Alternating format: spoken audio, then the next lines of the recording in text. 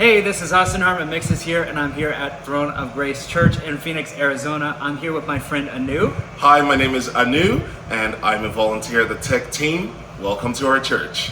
This church is an amazing church located in North Scottsdale, Arizona. You can find all of the information for this church in the description below. Today we're going to be taking a tech tour of this church. It's a fantastic church and a really cool building. Let's go show you around.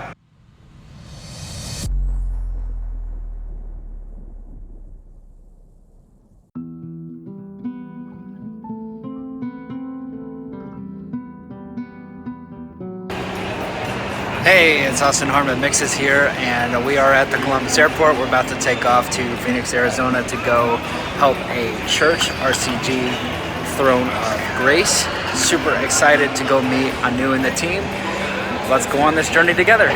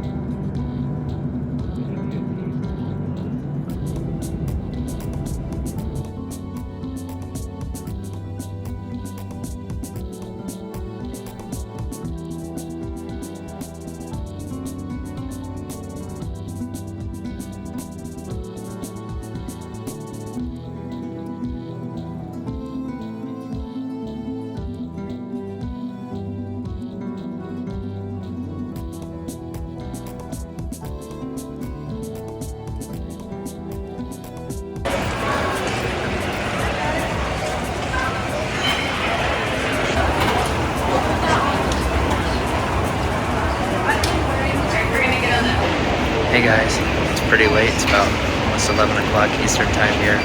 Just landed in Arizona. Super excited to be here. Gotta go find a rental car and let's go make it to the hotel.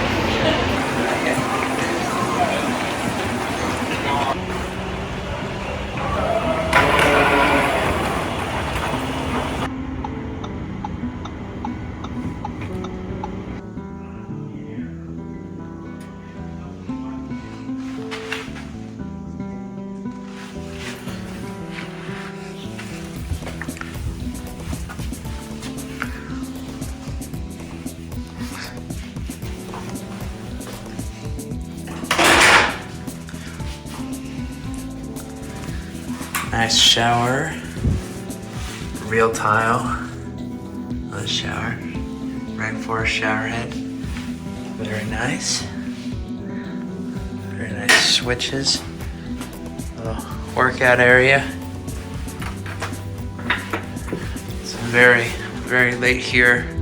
It's actually like 9 o'clock Mountain Time, Pacific Time, whatever time we're in, but it's very late Eastern Time. It's almost midnight. Pretty nice little room here. We like it.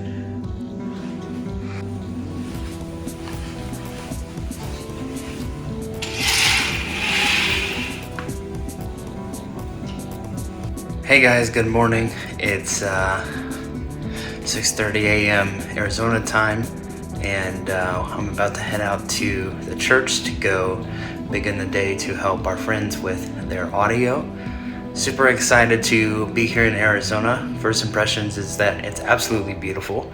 I actually was born in Arizona a long time ago, and this is my first time back in quite a long time, so it's interesting to see things and kind of recollect various aspects of the experience growing up here, and then to be back here for Austin Harman Mixes. So very happy to be here, and let's go get the day started. One of the amazing things about Throne of Grace Church is how they've been able to utilize a very small space. The space we're standing in has about a 14-foot trim, which is from floor to ceiling. And because of that, there's a lot of space constraints for hanging things like projectors and screens, which you would typically see in a church.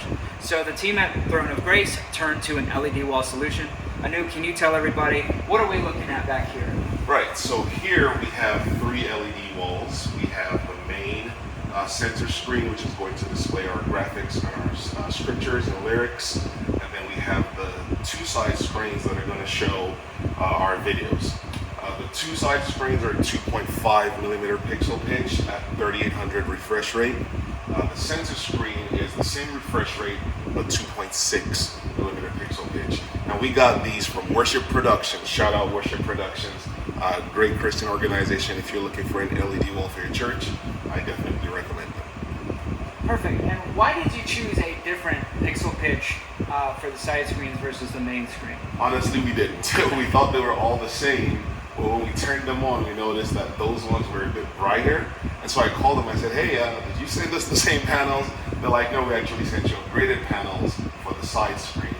And so we appreciate that. They were all supposed to be 2.6 millimeters. Oh, I see. But they just upgraded us to 2.5. I see. Yeah. And talk to me a little bit about the decision for going with LED wall versus projection. Right. And so on. So, like you said, we have only 14 feet. And that's from floor to top. That's the felt. Mm-hmm. The actual trim is 12 feet. So there wasn't really much space, and we're only 50 feet deep. Mm-hmm. 6 of those feet are taken by the technical booth, so we have 44 feet. And we're like, how are we going to project properly with the lights we have to not have it be washed out on video? Mm-hmm. So with all the brainstorming, we decided, okay, projection is not for us. Let's go with the LED walls. And we did a lot of research before landing on this. Okay. And then talk about budget a little bit, and you don't have to say number, but Sure. just percentage-wise. For this whole install, this is a new facility. Yes. How much percentage of the budget did you go for video versus the rest of the stuff? Great question. So if you know anything about LED walls, they can get pricey. Yeah. Which is where Worship Productions came in very, very handy. This entire package cost us less than $60,000. That's amazing. We were getting quotes north of $200,000, and we're like, yeah, we're a small church. We can't really afford that. Yeah. But we were able to get a smoking package on these deals. And as far as the percentage goes, for the entire project, I'd say this was maybe 20%. Okay. Yeah, Okay. maybe. And then there's a couple of things to consider about installing LED walls, right? Yes. So it's the sizing. You have to be able to support the weight on the wall, but Yes. also the power. Yes. Can you tell everybody what you went through as far as making sure that you had enough power on site? Yes. And so on and so forth. Great question. So we had to go back to our architect and engineer and electric team when we told them we wanted to do this because it was not in the plans. So I'll start with that. That has two 20 amp circuits running it, both side screens, and the center screen has six 20 amp circuits running that. We're never going to run them at full power, and so we have enough power for it. But we had to put that in the plans to submit back to the city for approval. Okay, so that was, you had to submit it in the plan, so that had to go through the city. Yes. Was that a sticker shock for you to have to work that additional electrical plan into the Yes. wall? Yes, it was. I mean, But, we wanted to make sure that our wall lasted, 10 years. Long time. Yes. Okay. Yeah. Now, do you do iMag or is it just graphics? And for those of you who don't know what iMag is, that's taking a camera image and putting it up on the screen so that you can get live video. Yeah, so the center screen is just going to be graphics. Unless we want to play a movie or something, but it's literally for a pro presenter. If we have any PowerPoints to show, the side screens are all video. So the stage video, choir team, praise team, the pastor, follow, crowd cams, things like that. So those are the side screens. Perfect. And as far as brightness goes and Yes. color saturation, how do you feel about the quality of these panels? The side panels are great. You can see them now. They are super bright. We're either going to dim that one to match this, or we're going to try and brighten this to match those. But what I don't want us to do is burn out the pixels too fast. So we probably go with dimming that. We're in a pretty dark space. We don't have any direct light coming in. All we have are the house lights. So we can control that. We can turn these down a little bit to make those pop. And we have a black wall behind it to make the colors stand out a bit more. Coming up on stage, let's talk about the lighting rig. Everybody knows lighting makes a church happen. Just kidding, not really, it doesn't. But we love lighting in the modern worship space. And this church has a fantastic lighting setup. Anil, can you just walk us through what's going on stage from a lighting perspective?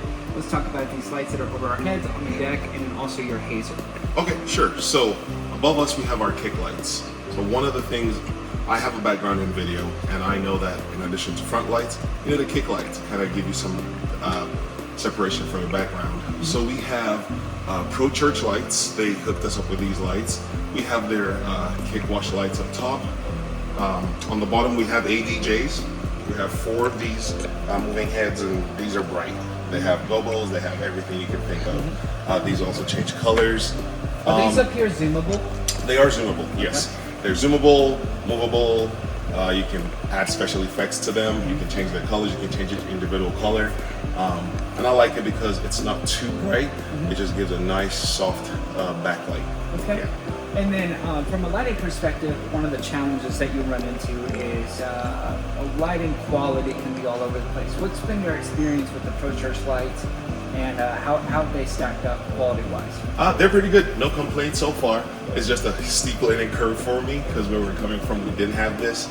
But we're using Light Key to run all our lights, and so it's been fun playing with it. No complaints. One thing I like about their light setup is if something goes wrong, you ship it back to them, they'll ship you another one. So that warranty is very important to us when making a decision. Fantastic. Great customer service. Right? Yes, absolutely. Great people. Great people. Yeah. Good. Now, talk to me about the cable work, right? So in order to control lighting, right, we have to have DMX infrastructure. Yes. So tell me about that. All right, so that was a challenge for us because we have an open ceiling, as you can see, and trying to hide the cable so it's not a mess. Yeah. But the front, so you have the kick lights, the floor lights, and the hazer. They're all on one DMX chain. Okay. Then we have our front wash lights. That's one DMX chain. And then our house lights are also one DMX chain. And all 3 cables are run to the back, and they're being controlled via DMX. Okay. Yeah. And then more specific technical questions. So you mentioned the chain. Yes. DMX daisy chains one fixture to the next typically. Yes. Now, of those chains, those are typically referred to as universes. Yes. How many universes do you have? 3. So you have 3. Yes. And how does that work for you? Is that sufficient? That's sufficient. So we could have actually just done one universe because I think you can run up to 1,000 feet on one universe. But I didn't want to take the chance, so I just broke it into groups. House lights, universe 1. Front wash, universe 1.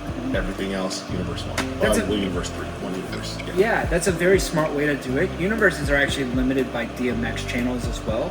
So once you get to 512 DMX channels, which are individually controllable elements on a specific light, you actually need to move to another universe.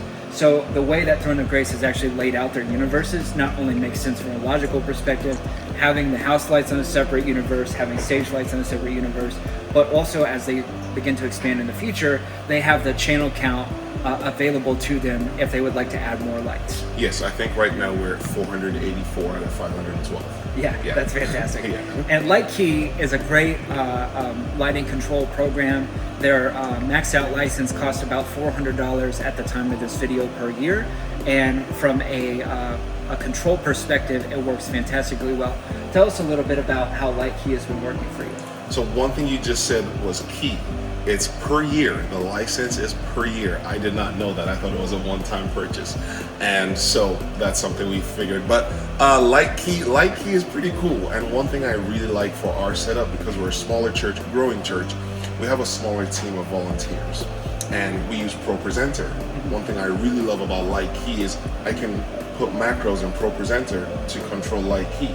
So once everything is set in ProPresenter, we never have to look back at Light Key, and we can just change our slides and it changes the lights. Also with the console we're working with, we have console mode and wall mode. So let's say we're on wall mode, the wall panel takes over. If we're in console mode, the computer takes over. So let's say we're in a pinch, I can just push a button and it resets everything, and we can reset until we become really proficient at it. But so far, Light Key has been good. That's fantastic. Very smart utilizing a wall control panel as well as having the console control. That way you can just set a button right next to the door, the lights come up, and then once you get the desk on, the desk can take over. So very, very great setup. So everybody knows that you don't go home humming the lights. Let's talk about audio. In this space, there's a great PA. It's a EAW system. Yeah. So yeah, what are we looking at up here? So we're flying EAW 208Ls. We have 2 on the left and 2 on the right. These line arrays are awesome. I mean, they are pretty sick.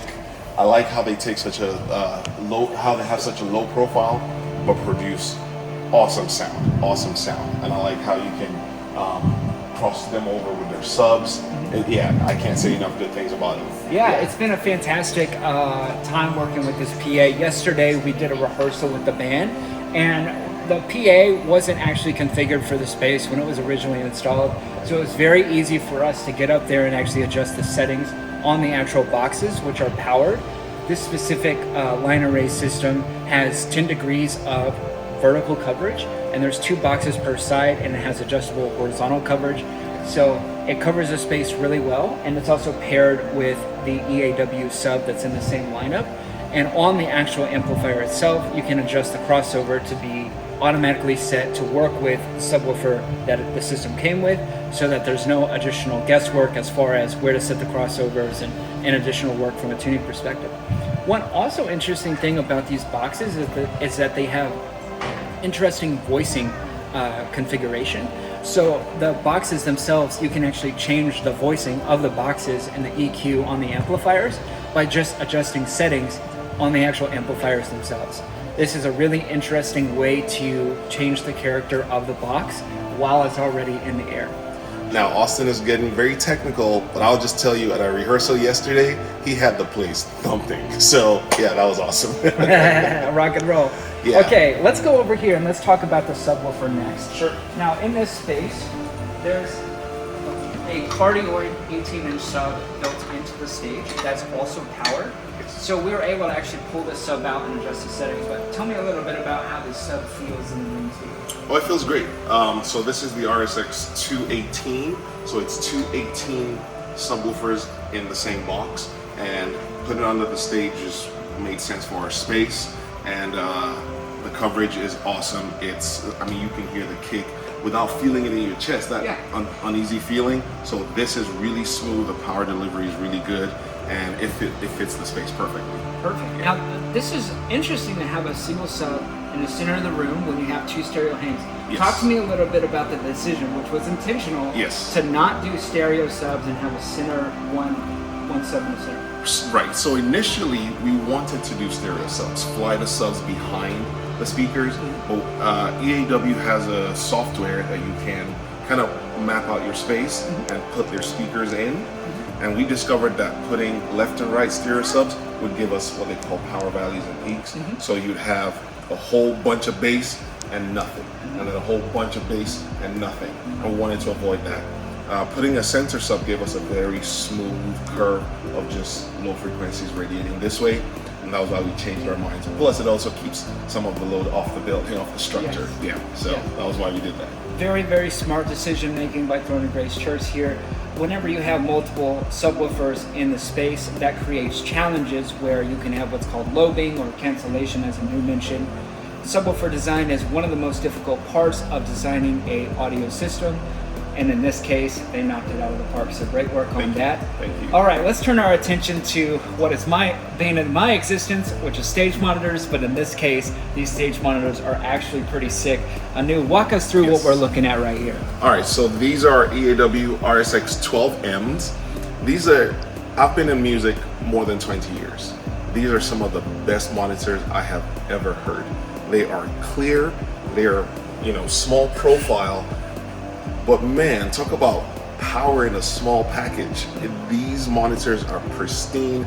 I love them. Yeah, I don't know all the technical details about them. They're in the same line as the line arrays and the sub. But man, I love these monitors. Yeah, they're absolutely fantastic. So one more thing I want to cover about this EAW line, the RSX line, is that they all have Dante connectivity right on the amplifier itself. So the subwoofer, the main hangs, and all of the monitors have this Dante port right on the back that allows you to connect directly to the Dante network and avoid traditional cabling being run all over the place. It's a really, really nice feature to have for these kind of boxes at this price point. So this is a little tiny room behind the stage. The stage wall is on the other side of this wall, and we're like, what are we gonna do with this? Well, this is where all the power is, and we decided, you know what, let's just make this where we put our stage box. So this is the GX4816. This is tied with the Allen Heath Avantis, and we just pass all our cables. So this is not on the stage; it's back here. This is the driver I was referencing earlier that controls the pixel sticks, and then of course we have our saxophonist little receiver there. And we just run everything through here. That way it keeps our stage clean. It's when the service is going on, it's nice and cool in here. It's not too hot, even though this is Phoenix. And yeah.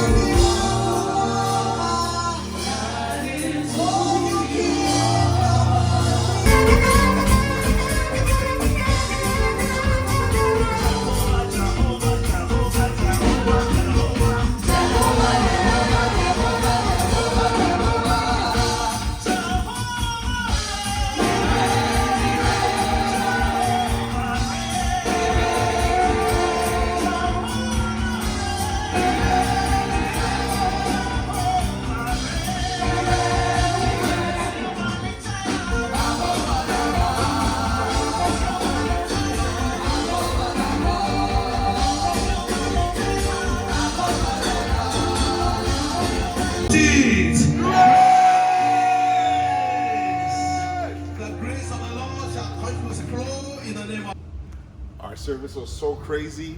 Check out the handrail. It's gone. It was there this morning, but we go hard for God, and this is the result. So if you're looking for a place where there's truly the joy of the Lord, please come visit us. We'd love to have you here. Link in the description below. Hey guys, we just wrapped up the service. I hope you enjoyed the message. Let's talk about the keys. I know everybody loves the keys. Walk us through what's going on here. All right, so here we have the Nord Stage 3. This is a really, really nice keyboard. The thing I like about this keyboard is when you're playing it, it makes you not want to stop playing. And so this is what we're using. I think we're gonna get a Nord 4 eventually and add it as a complement. And then here you have the, good old faithful Motif XF8. We're going to get the Montage 8, but I hear through the grapevine the Montage 9 is coming out soon. And so I think we're going to wait for that. Okay. And so eventually we're going to have 4 keyboards here, and both of them have the talkback mics, so that the keyboardists can talk to the band and communicate with each other. Okay, perfect. Is it really a church if there's not a Nord? No. Well, yeah, but yeah, once you see that red keyboard, you know what time it is. Yeah. Now everybody knows that the bass leads everybody to Christ. So Anu, walk us through what the bass rig is. This thing is insane. I think that's 5 subs or 4 subs in there. Yeah, so it's a 4 sub. It's a 4 sub array. It's a marked bass with the amp on top. So the amp connects directly to the speaker, and then the speaker goes out into the house mix. And next to that we have a Fender Jazz 5-string, and this is played primarily by the pastor, but sometimes I'll fill in. And it rocks. It rocks. It does. That thing was a spaceship earlier in the service. I really enjoyed it. Good. And then let's go ahead and take a look at the drums, since they're right next to each other. So Anu tells me that the church is actually going to be replacing this drum cage with a drum cage that has reflectors on the top. Unfortunately, It wasn't available for this weekend. But let's also talk about the drum set. Okay. Let's start with the microphones. What's going on with the mics? Sure. So the mics we have on here are SE, the Arena VPAC. I think that's the name, VPAC Arena. It's a 7-piece, and to that we added 2 additional condenser mics. These mics are great. These mics are just amazing. The kick has some serious low end, and the kicks, the kick mic, the toms, you can actually adjust the cutoffs of the frequency. You can pad it right on the mic. You can change the sound right from the microphone. You don't have to worry about the board. Well, you still have to do that. Then you have some overheads. We have the snare mic. We have the snare bottom as well, and we have a hi-hat mic. So all in all, we have 9 microphones in there. And that's just a Yamaha drum with brand new Remo heads. Nice. And they sound really nice. So the hi-hat mic is a Shure SM57. Yes. The snare bottom mic is a Shure SM57. And then that's an Arena, SE Arena Pack drum set mics. Yep. Great, thank you. So I know we have some bars here. What are these and what's going on with them? Right, so those are called pixel sticks. These are also courtesy of Pro Church lights, and I think it's a proprietary system. So what happens is you have 16 of these. Unfortunately, they weren't on today because we ran out of time for our first service. But you have a driver, and the driver it's PoE, so your Ethernet ports are PoE, and there are 4 ports. One port controls 4 lights. Okay. And so 4 ports, 16 lights, and they are independent. You can change each one's color. I think you can actually change the pixels inside as well. Okay. And they just add a good element for, like, you know, stage presence and a nice scenic element. Okay. Yeah. And how many DMX channels do each of these lights take? Do you know? 1. They take 1 channel. Yes. So the DMX is connected to the driver, Okay. and then the driver is addressed, Uh-huh. and then it passes the address on through the rest of the lights. So all of these are individually controlled from 1 DMX channel. Yes. That's amazing. Yes, because it passes all the data through Ethernet. That's yeah, fantastic. so all of them are one DMX cable. Yep. Next, moving out into the auditorium, we have some American DJ house lights. Anu, tell us about these house lights. Yeah, so I call them Cobb Cannon or Cannon Cobb lights. They're RGB lights. We have 26 of them in the sanctuary, and we can control all of them as a group, or we can control each one individually. We can change the brightness, we can dim it, we can change the colors, and I like that because it gives a cinematic effect. Whenever we're having praise and worship, like today, we dim the house lights down, pastor's preaching, we bring them back up. The cameraman, you can't see him there, but he's in the drama team, and I told him next time he comes in as the devil, I'm turning all of them red. so yeah, that's what's going on with the house lights. Okay. And then from a cost perspective, Yes. why did you choose these lights specifically versus maybe a cheaper option? Again, I like anything that comes with a warranty. Okay. We're not lighting experts, we're not electricians, so we listen to experts when they tell us or they make recommendations of what to get. These were actually not too expensive when you compare it to what else is available in the market. I think each one might have been $200 to $300, if I'm not mistaken. I hope I'm not mistaken on that. But from a cost perspective, it wasn't too bad. We save on electricity because they're LEDs, and then it just gives us, you know, a wonderful place of worship that helps us glorify God even better. Yeah, so that's why I wanted these. Fantastic. So Anu mentioned that these are COB cannons. The cannon is the product name of the light, but COB means chip on board, and effectively that just means that the LED engine inside of the light itself is a singular element that outputs as a singular kind of wash. Cheaper lights or different kind of lights that don't use COB will have individual LEDs that sum, so to speak, into colors, and that can cause variations in the evenness of the wash itself, as well as if you lose one part of that color, then obviously you're going to have challenges with the colors that it can make. So COB lights are definitely preferable for things like house lights and for stage washes. See, he's dropping knowledge. I didn't know that. They just told us get some COBs. I'm like, let's do it. So next, let's cover the actual stage lights. Above our heads, we have the front stage lights. Anu, tell us what's going on with these. Yeah, so these are also Pro Church lights. These are I think they're just called Pro Wash, and they're just one color. There's no RGB, and they said we should do that just because it would give a more natural look to whoever's speaking. They come as 3,500 Kelvin or K for the color, but then they have these blue gels that change it to 4,000 for the most natural. They're also dimmable. You can select them individually, and all 8 of these are on one DMX universe. Perfect. So talking about a little bit, so Anu mentioned color temperature. We have a gigantic LED wall behind us, which is awesome. We all love to rock. But at times, whenever you have a LED wall behind a person, you can have challenge with color balance. So Anu mentioned the color temperature of these lights. These are a warm white light. they can be changed to a cool white light, which is more advantageous from a camera perspective when we have an LED wall background. All right, if you've been following the channel for a while, you know that I'm a huge fan of the Allen Heath series desk. Throne of Grace is no stranger to this. They have an Allen Heath Avantis. When Anu invited me down, we came down and we mixed a rehearsal session yesterday with the band, and we got the Allen Heath all configured. For those of you who have been following the channel, this is no stranger, but I do want you to hear from Anu why they chose the Allen Heath Avantis and how it works for them. All right, so prior to the Avantis, we were using the Allen Heath QU24, and so I was very familiar with the Allen Heath line. And when we were deciding the next board, I looked at the Behringer X32, looked at the Midas M32, even the Allen Heath SQ7. We also looked at the D-Line, which was a lot more expensive, and as sort of like a middle ground, you know, the Goldilocks zone, not too hot, not too cold, just perfect. We settled on the Avantis because it gives you a lot of the same features as the D-Live without carrying the cost. And it gives you a lot of features, maybe 90% of some of the like digicodes that cost $200,000, but in a very affordable package. So that's why we ended up going with the Avantis. And this one has D-Pack on it. And do you feel like the D-Pack was a worthy investment for you? Yes, especially with the kind of music we play.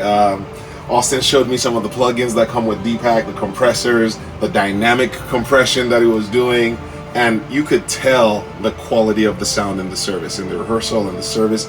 It just made everything feel as cohesive, like one cohesive unit. It was really awesome. Yeah. Thank you for sharing. Of course. If you're looking for an Avantis or for an Allen Heath for your church or any other console, reach out to me at sales@Penn Group. We'd be happy to help you upgrade your console, and I'd love to come down and help you set it up. Send us an email and we'd love to reach out. All right, and then as far as microphones go, we're running the Sennheiser EWDXs. Our entire universe except one mic is Sennheiser. The reason we chose the Sennheiser EWDX, apart from the capsules that come with it, the build quality is really solid, but for choir, it actually gives you the ability to name each microphone, and the name stays on the LCD even when the microphone is off. And for us, instead of having a cover with a color or a ring, it just allows us to say, hey, this is your mic. You can just look at it, and everything stays the same as far as like their vocal EQs or their volumes. We have some people who sing louder than others. We have some people who sing lower than others. Having each person have their own individual mics really helps from a mixing perspective. And for us, that's why we went with the Sennheiser EWDXs. It's a brand new system, and I know Austin deals it, so if you want some of this, please reach out to him. He'll hook you up. One of my favorite things about being in the production space is that there's always something new coming onto the market, and there's always new ways to solve a problem. For those of you who are in the music space, you know that in-ear monitors or wedges are indispensable for ensuring that the band can hear each other on stage. And for quite a long time, there wasn't a great affordable option to get really high quality sound from an in-ear monitor perspective without spending upwards of $1,000 per musician. But Anu turned to a very interesting solution. Anu, can you tell us a little bit about this receiver and how it works? Sure. So this is called the X Vive. It's the U4 receive. Next to this, well, attached to this is a little transmitter about this size, and that plugs into your into an aux output. The reason we went with this is we could not, as a small church, we couldn't justify spending $1,000 per person for in-ear monitoring. So on our stage, any given Sunday, we have 10 people. That's $10,000, and we just could not do that. So I did a bit of research, and I came across these. These send a mono signal. This is the body pack, just clips in, and I think each one is $230, $240. And they have systems where you can put one transmitter to 4 body packs. So let's say you want to give the altos their own mix. Well, just one transmitter, 4 choir members using the same signal, and that costs like $580 for 4 people versus $4,000. So this was a godsend. The range is really good. Even here, the transmitters behind our LED wall, but it had no interference. It did not glitch. These things work like a charm, and I love them. I love them. Yeah. Fantastic. I actually plugged my headphones into this and listened to it, and the audio quality is indispensable from a much more expensive option versus this cheap option.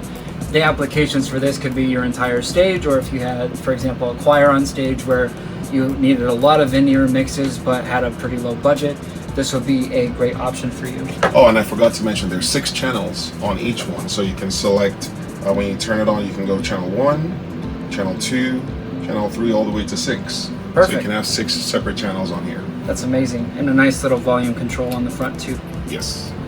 Now next, let's move on to comm, communication, which is indispensable for any production team. And you're using a Hollyland wireless system. Tell us how this works and how you landed on that. Sure. So prior to getting these, whenever we have the roaming camera, we would have to go like this and say, hey, get that shot, get that shot. And so we experimented with some walkie-talkies. Those didn't really work. And so watching YouTube, I found these are Solidcom, Hollyland Solidcom C1s, and you can get them in several configurations. You can get them as 2, 3, 4, 5. I think when you get to 6, you're going to need a base pack, but up to 5, you don't need anything else, just the headphones. And the way they work is, they have numbers here. The way they work is when the boom is down, it's on. And when the boom is up, it's off. And so you can just put it down. The microphones are really sensitive, so we can just talk to each other now, from the tech booth to the roaming cams. And you're like, hey, let's get a close-up of this. And then, nobody else is hearing us, but we're, really working very well as a team. And I think for the 5-pack was $1,100-$1,200 to be able to outfit an entire tech team with good, solid communications. So yeah, that's why we went with that. Thank you for sharing. Sure. This is definitely a great option for comm. There's a similar system that's made by a company called EarTech, if you are familiar with that brand as well. And the kind of step above in this case would be Clearcom, which is a much more robust system. Communication is indispensable for you. I can remember years ago when I was a production director, we got a roaming camera on stage for the first time, and the camera operator kept pointing the camera at the ground, and our senior pastor came back and let me know in a pretty robust way that he wanted to make sure that never happened again. So I told our camera operator to call the camera, or the switcher guy to call the camera guy, and he had white earbuds sticking out of his ears on the front row, and that's how we did comm. So this is definitely a much superior option. Yes. Now, turning our attention to one of my favorite products that's come on the market recently, which is the Mac Studio. What's going on with this Mac Studio and this station here? All right, so the Mac Studio is running our Pro Presenter and our Light Key. Okay, so it's both things on one computer. Yes, both things on one computer. We have a second monitor that we haven't connected to it, so that one is showing Pro Presenter, one is showing Light Key, or Internet Explorer, Safari, or anything else. Okay. But it's really a workhorse. Like I was mentioning earlier, with Pro Presenter and Light Key, you just add your macros to Pro Presenter, and then it runs your Light Key. So yeah, right now it's on our Pro Presenter screen. But yeah, we use it for Pro Presenter, Light Key, and then Pro Presenter, since we're talking about computers, sends to our streaming PC, where we are streaming through vMix. Okay. All right, so here I am in the hallway at Throne of Grace. One of the great things about the front of house location in this facility is that there's access to this main hallway. So because of the tight space here in front of the vMix rig, I'm going to turn it over to Anu, who's going to actually explain to us what's going on at the vMix space. Sure. So on vMix, we have vMix 4K Pro, so it allows us to have 2 outputs. On this screen, on this side here, we have our preview. And on here we have what's actually going out live. We can stream, we can record, we can monitor the externals, we can do a multi-view. We get some of our visuals from Pro Presenter. Pro Presenter comes here. We can either overlay it on the graphic or just make it a full screen. It streams to our Facebook, it streams to our YouTube, and I think we're streaming through Restream on vMix. And yeah, it's a great system. We have all our assets here, our flyers, our lower thirds, and then we use the Elgato Stream Deck XL to switch. So right now you're seeing the preview. If I were to push this, it sends it to the live screen, and we can just change whatever we have or whatever we're displaying using the Elgato Stream Deck. And then we set up two Focusrite interfaces. This one is connected to the Mac Studio. This is our audio playout. So this is sending a signal directly to the board. And then we set up a second one into the streaming PC, and that's taking output from the board to our live stream. Here we have our rack. This is a 27U, which you can see we're not using some of it, but we always want to leave space for growth. Currently in here we have our network rack, we have our patch panel, and then here we have our Blackmagic 20x20 video router. I think it's the new one, the Smart Hub. It's 12G, so it can handle 4K. Underneath that we have a Novastar processor, and this is for the large LED screen, LED wall, and then the two underneath are for the side ones. Under that we have what gives us the ability to use the lights as a wall panel, and then underneath that is our DMX line, and you can see we just have 3, so we have a lot of room for future growth. Mm-hmm. And then talk to me about what's going on here on the wall. Sure. So on the wall here we have 3 switches here. The first switch that controls the PA. The second switch controls the monitors and the sub. And then the third switch controls the stage lights. Okay. These 2 control the house lights. Okay. And these are hard electrical cutoffs. Yes, they are. For those things. Yes, so you want to always shut off your lights for one, because even if you dim it to 0, it's still technically on. So being able to physically shut them off extends the life. And of course with your PA system, if you've never, well, I know you have, but if you're watching this and you don't know, the order of turning on and turning off your system is really important. So you want to turn your board on first, and then your speakers last. And when you're turning off, you want to turn your speakers off first, and then your board last. That way you don't have these pops that could actually damage your speakers. So that's why we have that here. We have them in a bubble cover because we don't have a separate room for mixing. We have just this tech booth, and as you're walking by, you can brush it and turn it off. Yeah. So we have it protected. Yes, that's great. I want to address something that Anu said. Absolutely. So whenever you design a PA, you have to make sure that you correctly sequence the system so that the PA is turned on and turned off in a specific order. And the reason for that is because the preamps have capacitors in them, and whenever you kill the power, those capacitors discharge, and amplifiers amplify irrespective of whether it's audio or noise, and that is what causes popping in your system. So we definitely don't want that to happen, because that can destroy your speakers as well as cause unnecessary wear and tear on them. So having this hardware cutoff here is great. Another way to do this would be implementing what's called a power sequencing system, where you have a 1-button press on the wall and the entire system will come on and come off in a specific order. Those are also available as well. So one of my favorite things about visiting Throne of Grace Church is through some of the conversations that Anu and I have had. I learned a lot about this church and some of the things that they're doing in this community. Anu, can you tell us a little bit about who makes up this church and why that's important? Yes, so right now the majority of the people who attend this church are immigrants.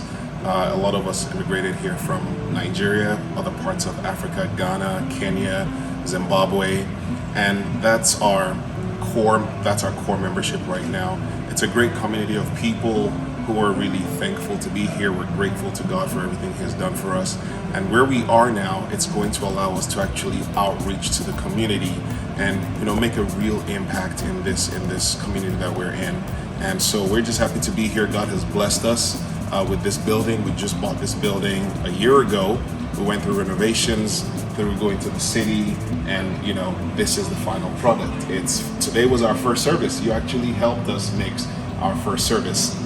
And guys, Austin did not ask me to do this, but please allow me to do this. Austin helped me with the sound. In 30 minutes, he figured out what would have taken me weeks or probably months to figure out. He flew out here at a time when we requested. When I reached out to him, I watched a lot of his videos. I'm subscribed to his YouTube. If you're not subscribed, please subscribe. I subscribed to his YouTube about a year ago, and I was just watching him and a few other people just trying to get ideas for mixing. And one day on a whim, I said, you know what, I'm just gonna reach out to him. He seems like a cool guy. The worst he'll tell me is no. And when I reached out to him, I emailed him, and within 10 minutes, he emailed me back. And I was like, oh, he actually exists. And I thought it was some automated thing. So I replied, and he replied again. And he's like, yeah, this is who I am, this is what we do. And we started talking, and he is really a down-to-earth person. Like I said, he didn't ask me to say this, but if you need a sound tech, if you need someone to build your system up from ground, if you need someone to recommend gear for you, I highly, highly recommend Austin Harman, the Penn Group. Highly recommend, 2 thumbs up, 10 out of 10. And I can't say enough good things about him. He's leaving today. I'm trying to bribe him to move to Phoenix, but you know, he has other things to do. So Austin, thank you so much for helping us. Thank you for bringing this to life. It sounded like a concert in here today. We were rocking, and yeah, Austin, thank you so much. Sir. Thank you so much. I appreciate that. One more thing. I just wanted to say once again, thank you, New and to Throne of Grace. You guys are just making such a difference in this community, and this is not something that I typically say, but I'm being really serious. This is without question the favorite church I've ever visited. So go back to all my videos.